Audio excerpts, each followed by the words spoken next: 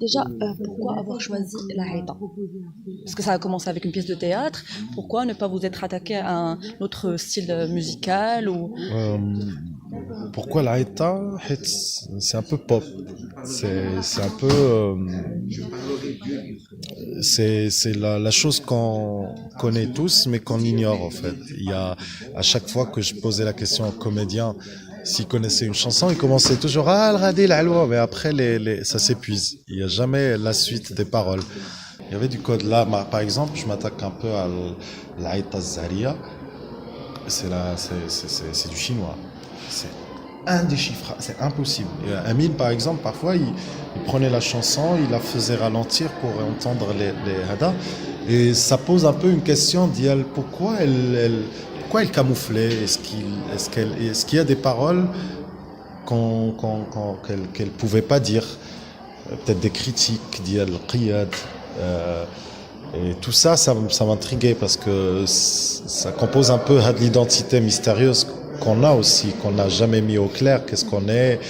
Est-ce qu'on est des Amazirs arabisés ou là des Arabes qui ont jeté les Amazirs ou là ils les ont un peu poussés vers la montagne?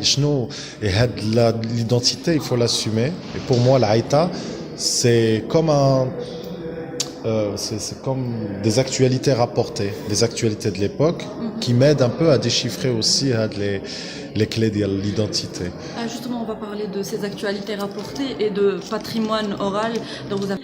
ou, comment vous avez Non, appris à chanter on a appris, c'est-à-dire il y avait quelques comédiens qui étaient musiciens déjà, et on a appris bsma', bhal li kidiru taouma, c'est-à-dire, mais on n'est jamais allé, on n'est pas encore allé voir une sheikha. C'est un projet. C'est quoi le message artistique? Est-ce que c'est justement retrouver votre part de féminité, enfin vous réconcilier avec la part de féminité en chaque homme? Ouais, créer un effet miroir, ouais. De se dire, parce que il y a eu on a parlé beaucoup, pas beaucoup, mais on a parlé avant la conférence, on a parlé de la barbe, pourquoi la barbe et tout ça.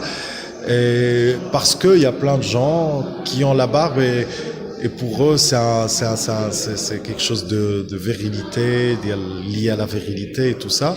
Alors moi, je casse ça. J'essaye de transformer à de la barbe en barbe fleurie, tu vois, avec des cafetans, avec des couleurs. Parfois, on accroche des trucs aussi.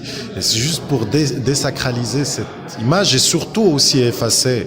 Mais ça, c'est grand. Je peux pas le dire maintenant. Mais un jour, pourquoi pas? Parce que, comme le monsieur Najid tout à l'heure, il a dit, ces Amaliés, les islamistes et tout ça.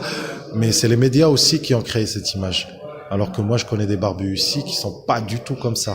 Et en plus, ils sont au contraire d'El Dikchi.